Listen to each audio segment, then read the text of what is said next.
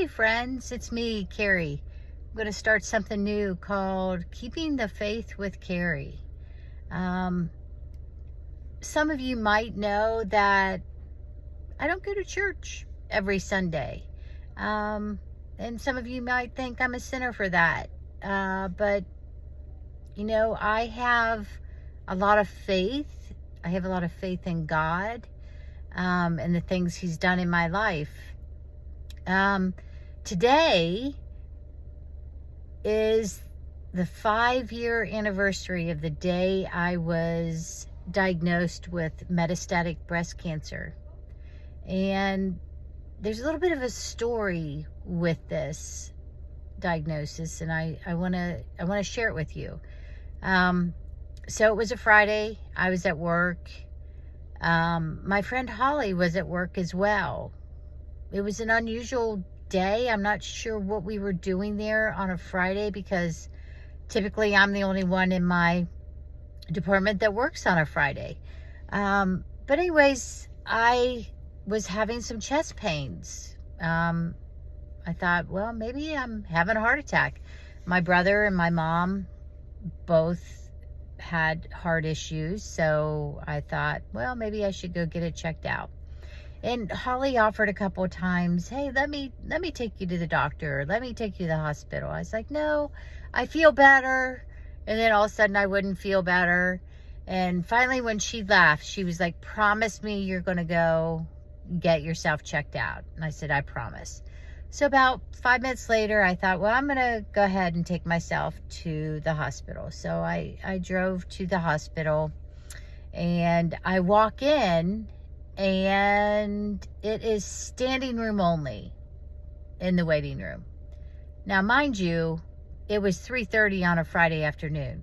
So people may have been there to kind of get their, weekend fix. I don't know, but I'm telling you, it was packed. And I stood in line to get registered for a few minutes, and I thought, you know what? I feel fine.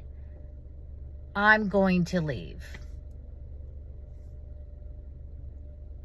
And I walked to the door to leave, and this bright light was shining into the door. It was so bright that it stopped me.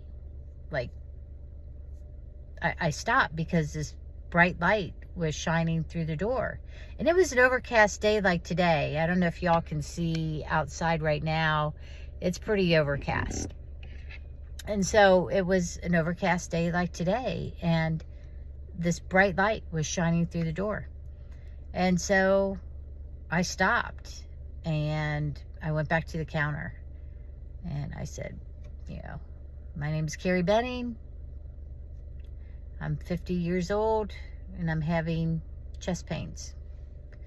Well, regardless of how many people are standing or sitting in the waiting room, when you say you have chest pains, they take you back right away.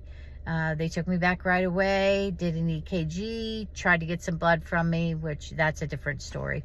And EKG was fine. But the ER doc, who was very, very busy with all these people, said, you're not leaving yet. I need to get blood from you, and I'm not letting you leave until I get blood from you. Okay. So anyways, 5, 6, 7, 8 tries later, they finally got blood from me. And by this time, I'm now in a room, like a room in the ER department.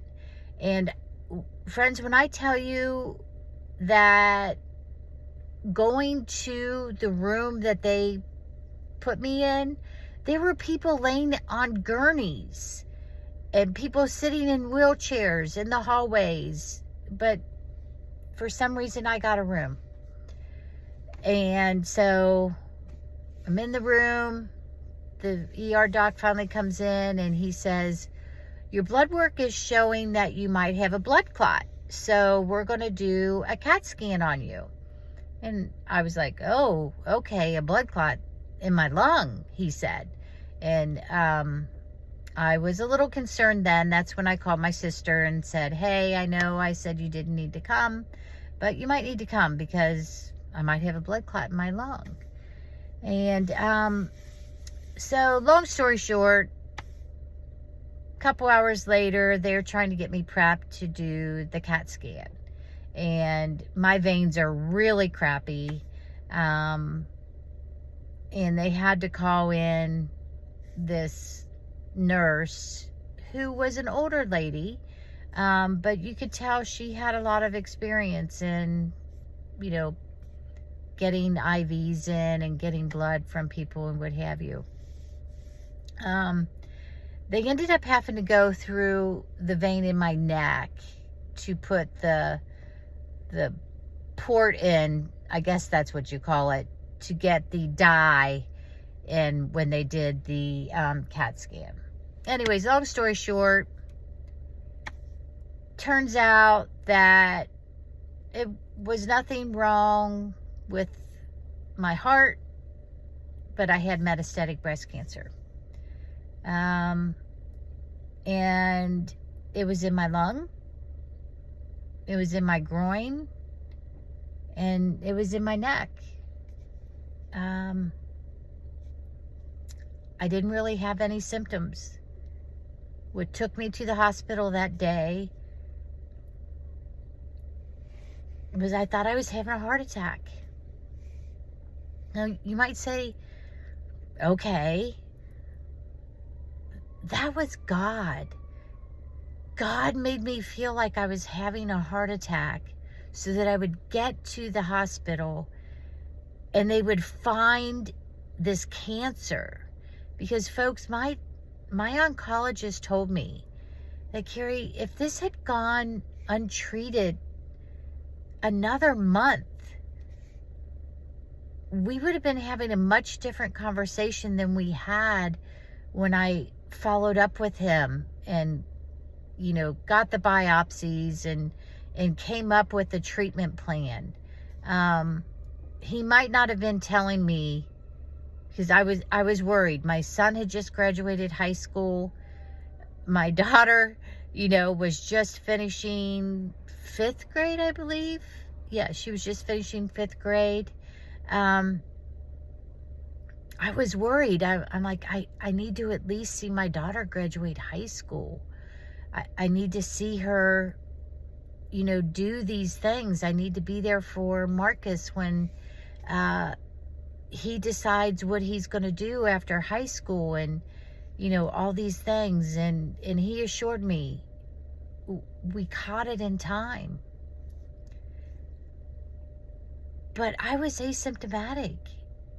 I was having no symptoms for metastatic breast cancer in my groin, in my lung, in my neck. But that very day, on June 22nd, 2018, I had heart palpitations that made me think I was having a heart attack. That took me to an overcrowded ER. That gave me just the right ER doctor that said, I'm not letting you go. I trust that you're having something wrong with your heart or in your lungs, and you're staying. And that light that God shone in that door that day made me stay. And that's the reason I'm still here. Still fighting the cancer. It's dormant right now, but it'll be a fight for the rest of my life to keep it that way. But I'm willing to take on that battle because I want to live and I want to continue living, trusting that God has a plan for me here on earth and in my eternal home when, the day finally does come. I just want to share that with you guys because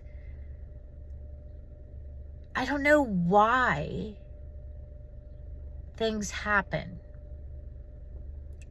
or why some things don't happen. But I do know our Maker has control of that. And your Maker might not be the same as mine, but we all, or I shouldn't say we all, I believe in a higher power. And I believe that that higher power has plans for me, has plans for my children, has plans for my brothers and sisters and nieces and nephews and friends. And I'm keeping that faith. You guys have a good day. Keep the faith.